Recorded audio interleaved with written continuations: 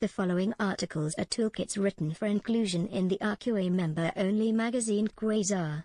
These articles are from editions between July 2017 and January 2019.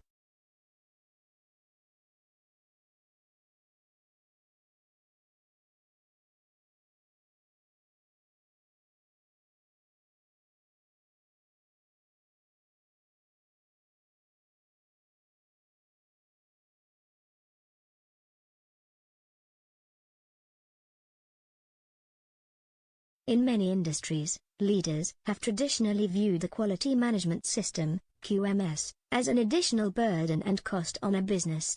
Quality owned the system. This view is still widespread from where standards are necessary to where they are not. Often the mantra it is only R&D, therefore quality doesn't apply, being the norm and acceptable practice. However, due to significant errors within scientific and non-scientific organizations in recent times, which have reached national and international headlines, quality has become high profile. This has led to more calls for establishing quality systems where previously there was no appetite for one. You have been asked to implement a QMS. First, the strategy must be defined, at a high level the scope of the QMS and boundaries, what resources are available, ownership of the QMS and timescales for implementation must be determined. A clear objective should also be set. The process for designing and building the QMS must be clear, and involvement and buy into the system from all users must be secured. Figure 1. A QMS can be described as a system of standards and practices established within a company or industry to ensure consistent quality of products or services. A great QMS should be tailored to the specific needs of an organization and add value. It must be determined what stakeholder, user and customer requirements are. By knowing this, a QMS can be designed and built to meet the specific needs of the organization. Figure 2. With no specific regulatory or ISO requirement for a QMS within the organization's industry, a review of published quality system standards from various sources should be undertaken, utilizing what is applicable. The most widely known and used QMS is ISO 9001, but, with no limitations, parts of other standards or regulations may give appropriate direction in designing your QMS. For laboratories, the UK Good Laboratory Practice Regulations and ISO 17025 could also be referred to. Guidance documents are also a useful source of information. What should a QMS contain? All quality system regulations and standards contain the same fundamental components: clear ownership and responsibilities of the QMS, of related processes, documented standard processes, the controls. These must be controlled and available to all personnel, independent oversight, records. In addition, for laboratories the following should also be included: facilities, equipment including computerized systems, materials and reagents, robust assays, planning, performing and reporting of experiments. As the QMS will be bespoke to the organization, a document or a set of documents describing the QMS specifications should be available and include an outline of the above items. This can be used to reference back during the creation and during independent review of the QMS. This document or set of documents should not remain set in stone and should be updated as the QMS matures or expectations change. The design of the QMS should come from determining the organization's core processes and be linked to the QMS specifications. Figure 3. Once you know what your QMS requirements, specifications and the core processes are, a gap analysis can be performed. This analysis will also identify possible areas for improvement. Gap analysis. For each item identified in the QMS specification, analyze your current situation, considering the following questions: who has the knowledge you need? Who will you need to engage with? Is this knowledge in individuals' heads or is it documented? What is the best way to access this information? Brainstorming, 1-to-1 interviews, observations, other? Once the gaps have been determined, the actions to bridge the gaps can be planned. The gap analysis may also identify broader issues, such as varying processes with lack of control, insufficient or poor data recording practices and lack of ownership of processes. Other specific issues may also be uncovered, for example deficiencies with equipment maintenance and cleaning. a tool which can be used during the gap analysis and to determine the actions required to bridge the gaps is process mapping. Process mapping can be simple input-to-output flow diagrams to complex multifaceted diagrams, but all consist of 4 steps, Figure 4. From this exercise, users should design and agree upon a standard process which can then be documented. In recent years, failings in the overall completeness, accuracy and consistency of data over its entire life cycle, referred to as data integrity issues, have hit the headlines. Data integrity should be a key focus of the QMS.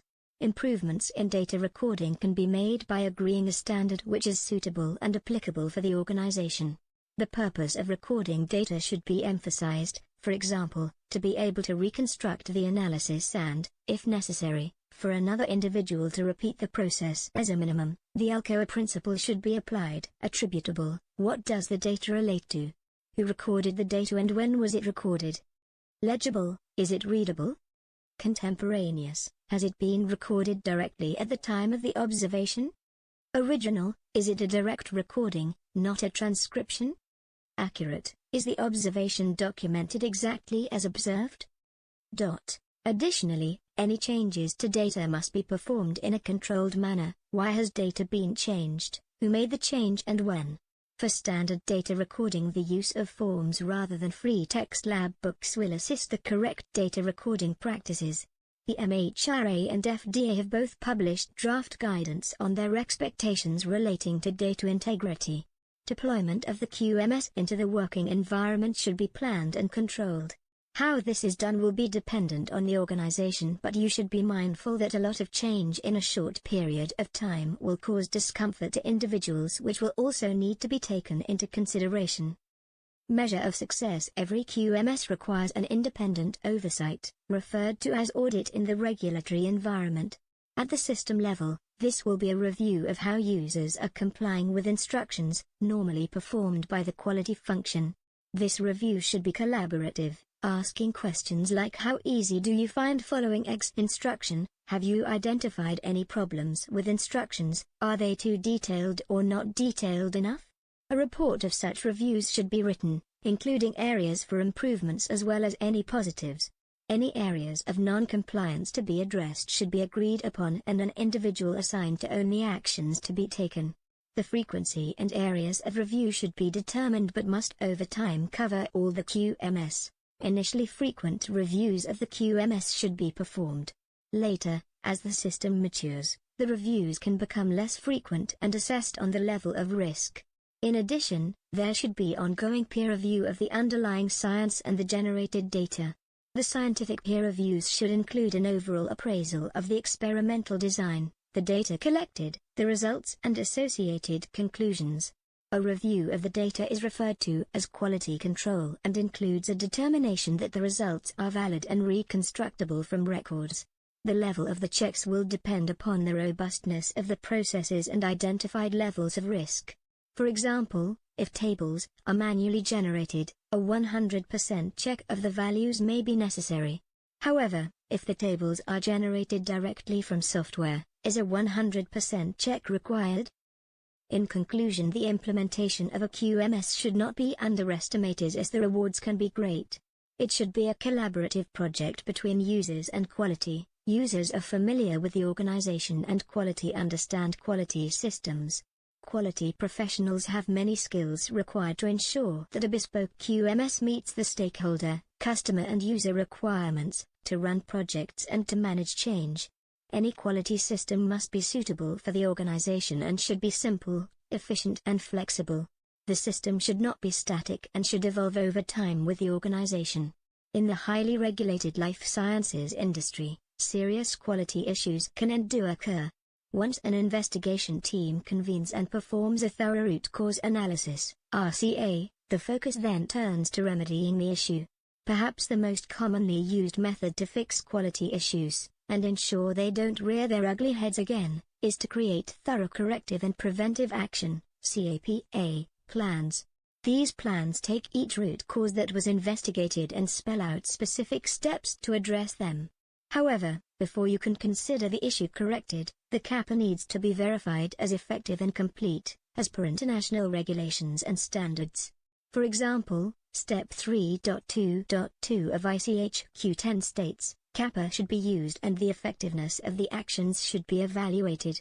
Thus, quality units must perform effectiveness checks on their Gappa plans, measuring and determining that the corrective action has, or has not, eliminated the problem. There are three main reasons for taking Gappa plans through effectiveness checks. 1. To build confidence that the solution will work. 2. To validate that the solution did work. 3.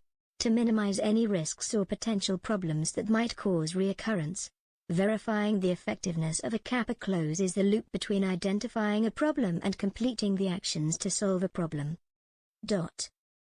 Choosing the appropriate measurement. Determining the best verification approach for the wide range of problems that could occur can often be challenging. Both qualitative and quantitative methods can be used to measure success of a Gappa. Qualitative methods explain and gain insight and understanding of an issue through intensive collection of narrative data, to generate a hypothesis to be tested. Quantitative methods explain, predict and/or control phenomena through focused collection of numerical data and hypothesis testing. Some firms struggle to use quantitative methods in performing effectiveness checks, because certain aspects of Gappas can be harder to measure than others. However, you can measure just about anything. For example, you can measure entry errors for operators who are deviating from good documentation practices by identifying areas where quality records are reviewed and documentation errors are measured. You can measure by operator, by type of documentation, for example lab record, batch record, cleaning log, by month, etc. Another example is the measurement of transcription errors made when copying information from sample ID labels to laboratory notebooks. Say an investigative team determines that the labels made on the current label printer are frequently unreadable and suggests a Gappa plan that includes replacing the current label printer with one that produces legible labels. A proper effectiveness check would include returning to the area within a week to determine if the new printer is operating correctly and the labels can be read. In addition, the team could also monitor the number of errors made during the week and compare the rate with the number of errors made prior to the solution being implemented. To help determine the most appropriate measurement for your effectiveness check, answer some/all of these questions. 1. Who will measure it? The task should be assigned to the quality unit or other group in the organization that ensures all quality system issues are resolved according to regulations. 2. What will be measured? Measurements can take on many different appearances. You can measure the number of errors made once the solution is in place versus the number made prior to its implementation. You can measure the types/amount of deviations that occur after the solution is implemented, or you can measure the effectiveness of a new process on a specific product. You can also measure the amount of over-the-limit environmental monitoring results after incubation. 3. Where will it be measured? In most cases, the measurement can be documented using the Gappa form or electronic tracking system. 4. When will it be measured? The timing of the measurement depends on the severity of the defect. Gappas with low severity defects, which are not harmful to the patient, can be put in the parking lot.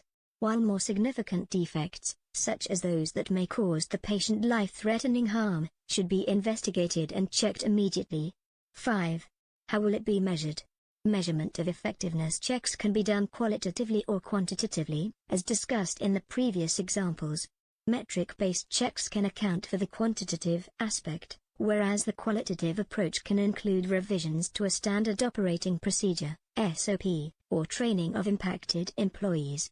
For example, once the SOP has been revised, you can monitor employee performance and compliance to the SOP revision by tracking the number of deviations to the step. 6. How will measurements be analyzed? Analysis of the measurements is conducted by the quality unit, who will determine if the solution was effective and the Gappa plan can be closed. For instance, quality staff can conduct measurements by heading out onto the shop floor to determine if corrective actions are being followed and if they are indeed beneficial to the process. 7. Who will data analysis be communicated to? As in most organizations, this data analysis should be discussed and presented to the quality unit executive management team in the form of monthly metrics. Of course, the analysis should also be communicated to the owners of the Gappa plans. Once these questions have been answered, you can move on to developing ways to verify your Gappa effectiveness. Methods for verifying effectiveness. There are many highly effective tools and principles you can use to make your effectiveness checks successful. Here are a few common approaches. Trend analysis, in cases of human error, training, environmental monitoring excursions, cleaning deviations, testing errors, etc. Trend analysis can help you determine if the corrective action has remediated the issue. Review data over a predetermined time frame and determine if the problem or deviation has occurred again, or as frequently, after the corrective action was implemented. In most cases, the data will tell you if the fix was successful or if another corrective action should be established. Periodic checks. This method involves scheduling a time for the quality unit to review the process that was remediated. For example, if there was a Gappa implemented to improve gowning practices, the auditor can observe the newly improved gowning practices prior to the operator entering the clean room. Surprise audits. Audits are intended to ensure that the operator's process or equipment is following the prescribed corrective action documented in the Gappa. One other benefit of surprise audits is that the reviewer gets to observe the daily occurrences in the area and see how the solution is working in the area affected. Sampling. Sampling is a successful method to verify corrective actions pertaining to environmental monitoring or lab testing. For example, if there was a deviation for an area exceeding environmental action limits and more robust cleaning practices were installed, additional samples could be taken to verify that the new cleaning protocol was effective. When to schedule effectiveness checks. Another vital piece to ensuring a robust and properly managed Gappa effectiveness verification is establishing the appropriate timeframes to perform the checks. When settling on a due date, it is important to allow enough time for the corrective action to take effect, while also maintaining a sense of urgency around ensuring that the issue is fixed and will not recur. Some deviations or problems only require a simple procedure update, retraining of staff or recalibration of a piece of equipment. However, in many cases, Gappas are opened to address more difficult issues, such as changing the facility layout, altering gowning practices, increasing sample sizes or implementing a new piece of equipment. In these cases, it is best practice to set up several effectiveness checks over a period of time. Perhaps the first check can be done rather quickly after the Gappa plan has been approved, but others will be spread out over months. Conclusion. Gappa effectiveness checks are a surefire way to track, trend and remediate deviations that occur during manufacturing and laboratory testing. By developing solid corrective action plans and appropriately timed effectiveness checks, firms can begin the process of remediating issues that could cause deviations. Having a strong quality unit in place to perform these checks is the key to ensuring that these effectiveness checks are conducted in a timely fashion and are improving the process. When done right, these checks demonstrate your firm's commitment to quality and compliance.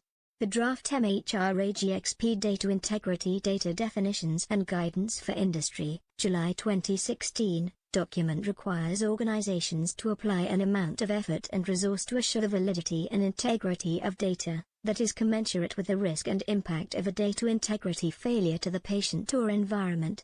It also instructs that companies should balance data risk with other quality and compliance priorities. Prioritize actions, including acceptance of an appropriate level of residual risk. Implicit in the document are a number of key points. An acceptance that some systems may never be able to be 100% protected from data integrity risks and therefore it is acceptable to operate a system that is not fully risk-free. Although the data integrity requirements are not new, there is an acknowledgement that expectations have shifted and it will take time for industry to adapt. The MHRA want companies to focus on the things that matter most, those with the highest likelihood to impact the integrity of data. This is a sensible and pragmatic approach, especially as the guidance is now applied across all the GXPs.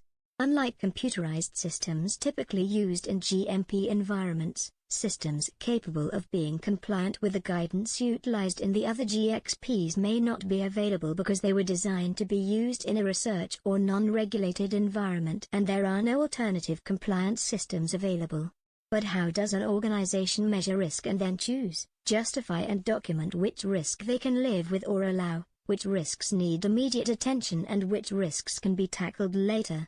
Also, what is the right amount of effort and documentation required for what may be quite subjective judgments? The guidance document provides some insights. It suggests using risk management techniques such as the principles of ICHQ-9. This toolkit provides one method for assessing risk. It is adapted from ICHQ-9 principles and is intended to be a suitable method for demonstrating the thought process for quantifying and prioritizing risk and to support decisions taken on residual risk, i.e. risks that will be accepted without further mitigation. Data integrity gap analysis and risk assessment. The first step is to assess the existing processes, procedures, equipment and software against the data integrity principles described within the MHRA document to identify the weak points of the systems, i.e. where the system as currently operated fails to assure the integrity of data. This gap analysis should take each of the data integrity principles in turn and assess how the system meets or does not meet the principles. This exercise will probably identify several gaps with data integrity principles. These gaps must be assessed for their level of risk to the compliance and integrity of the data and to identify and prioritize mitigation actions. Gap risk assessment. There are many risk assessment tools available, each has pros and cons. However, a simple risk ranking matrix has been chosen as the risk assessment tool in this example. Data integrity gaps can be regarded as opportunities for data to be manipulated, altered or lost either by deliberate act or accident. In order to quantify the risk, one should consider, what is the likelihood and ease with which someone could take advantage of the gap in the system and how much damage would be caused. A risk score can then be calculated as the combination of the probability that the gap will allow a data integrity issue to occur and the impact or severity of the issue occurring. To assess each gap, consider the gap in relation to the following risk question: what is the level of risk to the integrity of the data because of this gap? And then assign some numbers to the probability that the gap is exploited and the severity of the impact to the integrity of the data and process it supports. Probability assessment. To keep things simple, it is best to start with just 3 levels of probability, or likelihood of an event occurring, i.e. low, medium and high, and assign scores of 1, 2 and 3. It is important to define what each level looks like, for consistency of assessment and to justify the score. A suggested scheme is shown in Table 1. When deciding on a score, factors to consider include: how likely is it that this action could occur? Is it difficult to do? Has this ever happened in the past? Do other controls exist to detect an issue in a timely manner? If in doubt, assume the probability to be high. This will give the worst-case outcome and is better than underestimating the risk. Severity assessment. The severity of the impact of the gap leading to a data integrity issue can also be assigned one of 3 levels. As with probability, it is important to document the rationale behind the scores. A suggested approach is shown in Table 2. If in doubt, assume the severity to be high. Factors to consider include: how are findings in this area/activity normally rated, minor, major, or critical? Could there be other ways to demonstrate compliance in the absence of suitable controls? Would this affect single records or have potential to impact at a system level? Risk outcome. Multiply the probability by the severity to produce a risk score associated with the gap as shown in Figure 1. Documentation. It is recommended that the justification for the assigned severity and probability scores are documented with the actual scores. This will help with wider understanding and explanation of risks and decisions taken and be helpful during risk review. The probability, severity and risk outcome criteria used for each assessment should also be included with the risk assessment. In line with the MHRA data integrity guidance, the outcome should be communicated and approved by management and reviewed at appropriate intervals or when systems or processes change. The example in Figure 2 shows part of a combined gap and risk assessment document and shows how the gaps have been scored with a brief explanation for the assigned scores. Risk analysis. Once all the gaps have been given a risk score, the risk scores can be interpreted and decisions made based on what actions are necessary, what risks are acceptable, which risks to address first. The general principle is that gaps with higher risk scores should attract more rigorous controls and mitigation than gaps with lower risk scores. Lower risk scores may allow the gap and risk to be accepted without need for any mitigation, or the gap may be addressed with lower priority. Where mitigations/actions are required, these should be prioritized based on risk score, with the higher scores being addressed first. A suggested approach to risk score interpretation is provided in Table 3.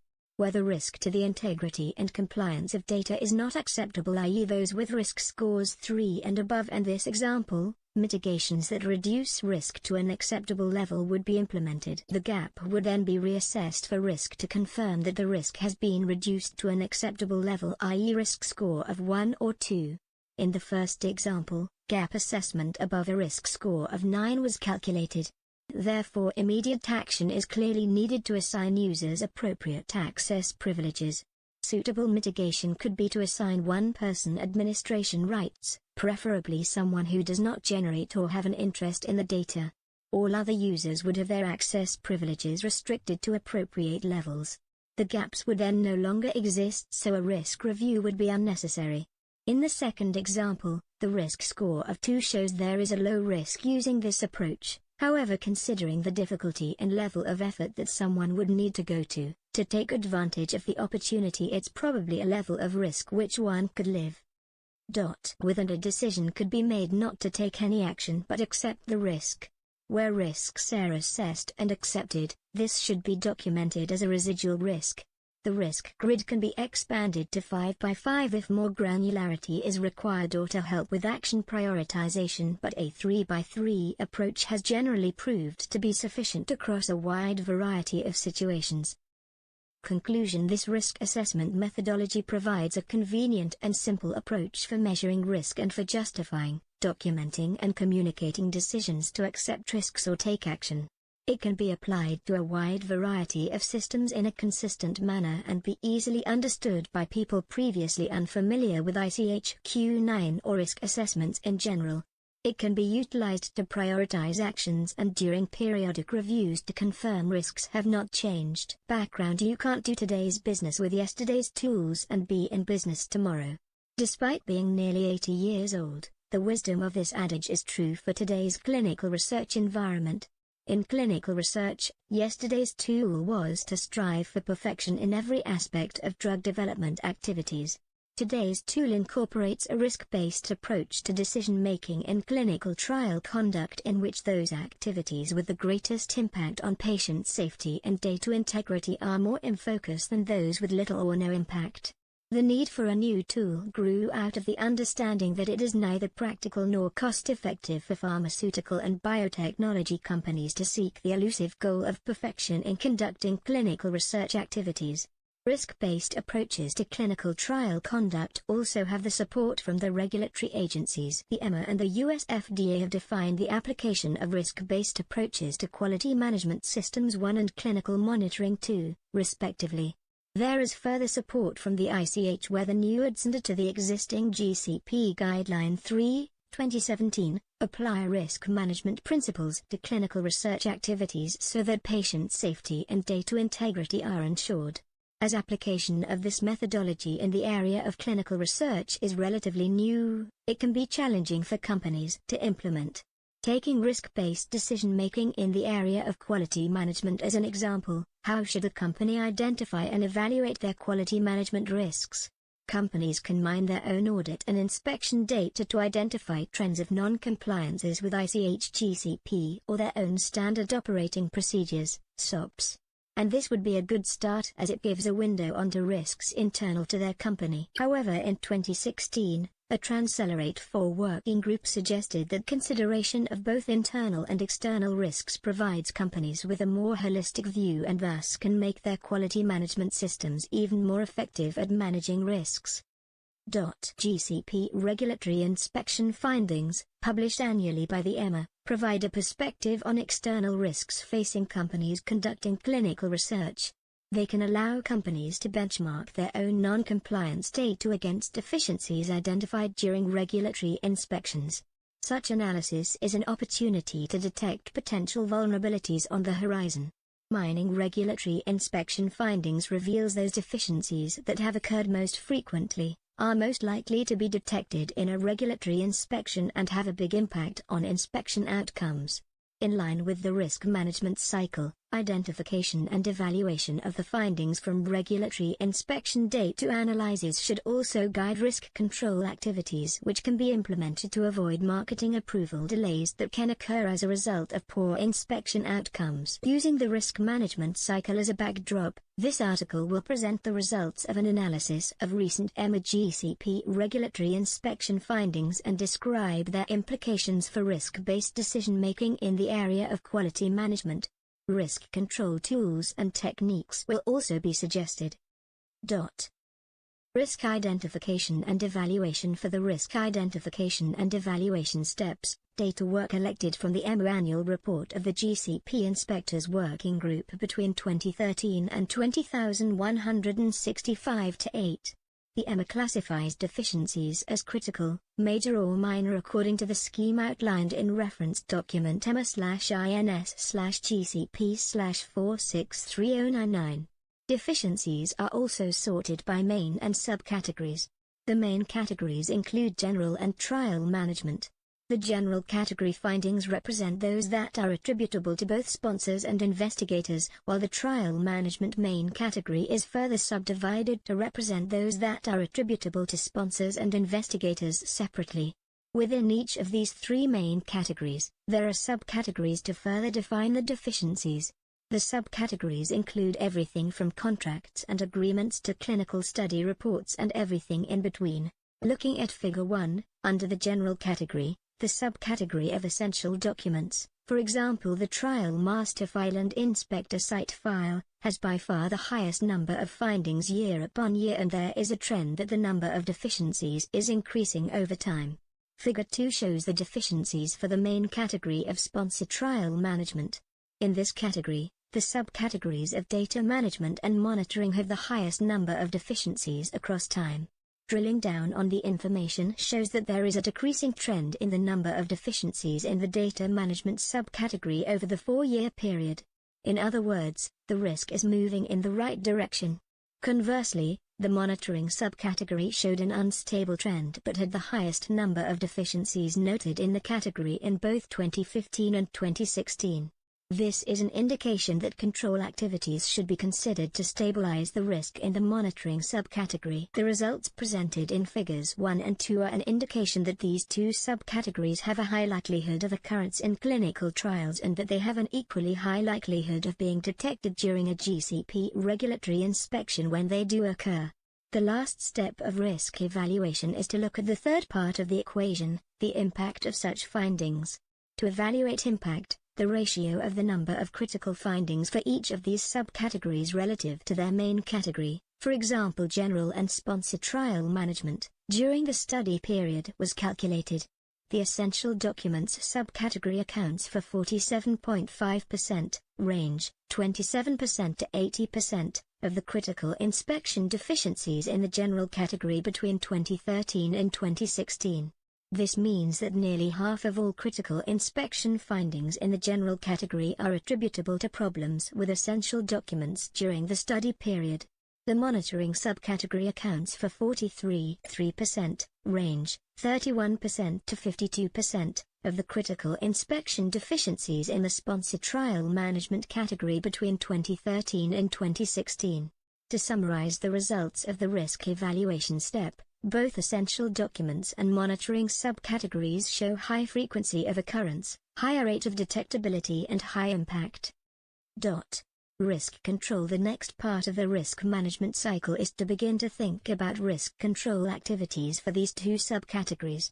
It is important to understand the nature of each of these risk areas so that effective control activities can be defined.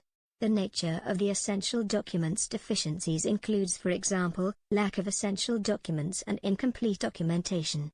The nature of the monitoring subcategory findings includes, for example, monitors not having identified a number of deficiencies on site, lack of an escalation process to resolve issues identified by the monitor, and monitors not following the monitoring plan.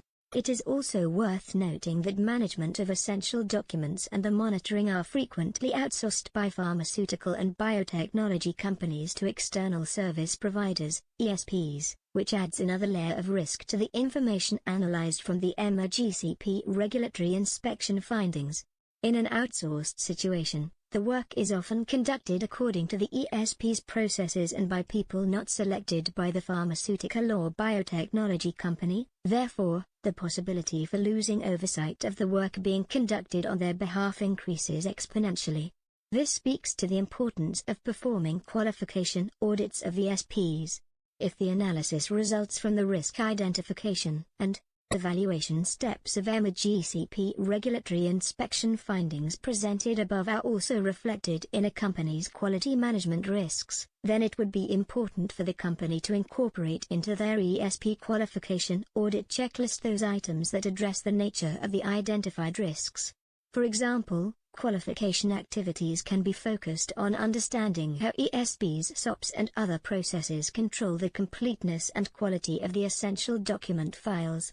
With respect to the subcategory of monitoring, audit checklist items should at least address the processes for selecting and training of clinical monitors and understanding the processes for escalation of issues. The objective of the ESP qualification audit is to ensure that the contracted partner can indeed perform the intended activities and can do so to ICH GCP standards. Figure 3 shows some suggested audit checklist items which reflect the risks identified in the above analyses. The risk control activities should also continue after contracts have been signed and the work with the ESP has begun. Pharmaceutical and biotechnology companies need targeted ESP management strategies to ensure that they are focusing their oversight activities appropriately. Effective ESP management begins with plans which outline the activities the partner will be taking to control the risks on essential documents and the monitoring. In addition, the sponsor should also have a plan for how they will oversee the work that the ESP is conducting on their behalf. Inclusion of measures of effectiveness and how often they will be checked for their usefulness in detecting risks and issues is an important part of any sponsor oversight plan. Figures 4 and 5 show some suggested elements that can be added to monitoring and essential documents plans to address the particular risks noted in the risk identification and evaluation steps. Conclusion. In summary, the analyses presented here showed that there were 2 areas of risk demonstrated in the EMA GCP inspection findings data. As these activities are often outsourced to ESPs, the findings have implications for the outsourcing programs of pharmaceutical and biotechnology companies. The analyses point towards the importance for quality risk management of ensuring that qualification audits as well as sponsor and ESP plans address the identified risks. The tools and techniques for risk control offered here provide a starting point for companies to enhance their ESP qualification, audit checklists and oversight plans in the areas of monitoring and essential documents. There is a curious relationship between pharmaceutical and healthcare organizations which is most apparent in the UK. In simplistic terms, the decisions driving pharmaceutical development are business and the decisions driving organizations like the NHS are healthcare, which in turn are frequently limited by costs, although the 2 decision processes are not mutually exclusive. Whilst the NHS encourage innovation and work with pharma to support the development of new drugs and novel treatment, there is a risk that once a product has received a marketing authorization, the cost is deemed too high to purchase. In the drive to offer new treatment options to their patients, many clinicians are becoming increasingly keen to participate in clinical trials. Although most hospitals collaborate on research, the restrictions on sharing commercially sensitive information and the potential income generated from undertaking clinical trials sponsored by pharma put the different healthcare providers which comprise the NHS in competition with each other. Just about all of the acute hospital trusts in the UK undertake research, with a large proportion of those both sponsoring and hosting research. Most of the research is classified as non-commercial and can even be in conflict with the interests of pharma, such as clinical trials comparing less of the investigatory medicinal product against the established standard dosage. The funding of this research is complex, and the most acute hospital trusts are seeking to increase their research budget and autonomy by supplementing income from hosting clinical trials which have a commercial contract. The healthcare benefits for the patients of these providers are widely reported and include increasing treatment options with better outcomes, even for patients in the control arm of a placebo-controlled trial. Research-active hospitals can demonstrate a significant decrease in mortality. In order to attract pharma to place their research with a particular provider, the site needs to demonstrate a proven record in delivering quality research and attaining an ambitious recruitment target. At the Royal Cornwall Hospital's NHS Trust, RCHT, we have developed software to ensure continuous improvement and sponsor oversight, ultimately to drive up standards and make the site attractive for business. This came about through the natural progression of moving away from a paper-ordered tool to electronic means of data capture and investigating episodes of non-compliance. We wanted to develop software that would enable us to collate information from internal audits of different studies, download the findings into a spreadsheet, and then manipulate the data to identify themes and trends. The other immediate, noticeable benefit of this software is that it negates the need to re-enter study details several times. In fact, we have been able to utilize one of the criticized elements of NHS operations in that there are too many systems which do not talk to each other. We found that we could import details of any study already captured in EDGE, the National Institute for Health Research Clinical Trials database of choice, which has secure details of all the studies we host and sponsor at RCHT, thereby providing a base level of information from which we can focus the audit on the systems gathering this data. In effect, the software is a purpose-built, electronic database designed to facilitate audit and monitoring of research projects which fall within the UK policy framework for health and social care research and other relevant legislation. The database, which we have called Quality Assurance Database, QAD, just for ease, enables the capture of data from full, partial or system audits at single or multiple sites, although there is no reason why this technology could not be adapted by other organizations, healthcare providers and industries. The advantages do not stop there. One of the untapped resources of an organization which hosts clinical research is that the sponsor of the research already provides useful information on the quality of the research undertaken by the principal investigator and the supporting team through monitoring reports. By collating the findings from monitoring reports, the database helps identify recurring themes and weakness in particular areas, departments or research teams.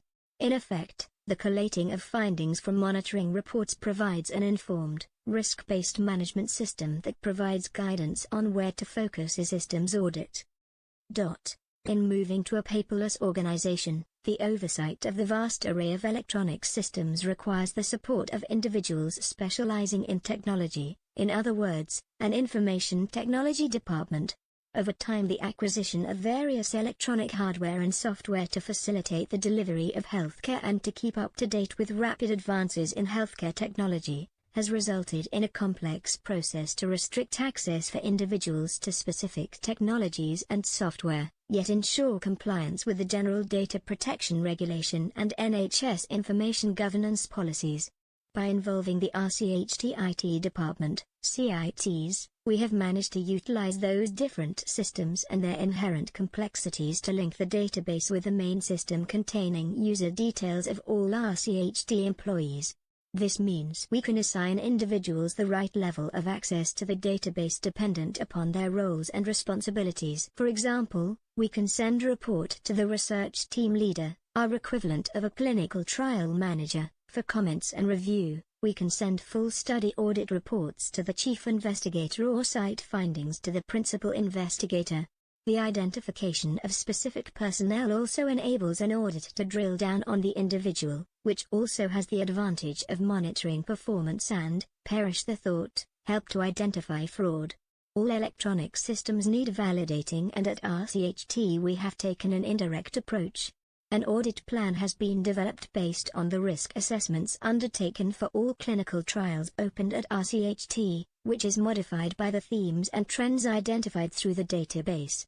By enshrining an audit plan into a standard operating procedure, the organization rather than the research department take responsibility for ensuring the policy is adhered to and, in effect, help to validate the software. Although web-based, to comply with organization policy, the software is only accessible on our internal intranet. It is backed up by CITs, has built-in audit trails, and is to undergo frequent revision to ensure it is fit for purpose. Like all electronic systems, the operator needs a period of time to become familiar with the system. The design of the database is intuitive, purposefully simplistic, in other words, easy to use without compromising functionality. Figure 1 shows a series of screen grabs of the database and an example of how the data can be downloaded into a spreadsheet to help identify themes and trends. On the home page, the operator has the choice of accessing a previous report selected from all reports entered or just from those with outstanding actions. Alternatively, the operator or auditor can populate a new audit. They can manually enter data into all fields or automatically incorporate details of the study from Edge, as well as the details captured from monitoring reports which have been previously entered. The auditor can toggle through the sections which cover all aspects of the clinical trial. This gives the auditor control of what information is entered, facilitating full or part audits. Each section has prompts to guide the auditor on where to look and on what to comment, with their emphasis on processes and systems. Each section has fields in which to populate, categorize and log findings. When the report is complete, it should be submitted electronically to a senior manager for review. The system we have adopted enables only the manager to submit the report to the chief investigator, principal investigator or research team leader. This way the research department senior management team take responsibility for the audit, ensuring consistency and also retaining oversight of the auditor. Figure 2 shows the process of how the database captures and processes data for audit reporting with senior management oversight. The person receiving the audit report cannot change the information. The findings are displayed on a page at the end of the report, although each finding is referenced to the section from where it was populated, which can be viewed for further information if required. Before the audit report is signed off as complete, the recipient must confirm when each finding has been resolved. This can then be verified by the auditor. Over time, the findings from multiple audits and monitoring reports can be downloaded from the database into a spreadsheet for identifying themes and trends. These will provide a key agenda item in the monthly senior management team governance meetings. However, an escalation process is in place to immediately alert the governance manager to major findings for expediting further investigation if required. On a more positive note, the database can also be used to identify and share areas of good practice. In summary, the database provides a rapid and effective means of improving the standards of research at an organization level. It provides an essential tool for sponsor oversight, ultimately to ensure the health and well-being of participants and the integrity of the study data. In a competitive research environment where reputation can be a decisive business factor, organizations can embrace technology to gain an advantage. Ultimately, the database we have created will provide our organization with a powerful tool for quality assurance.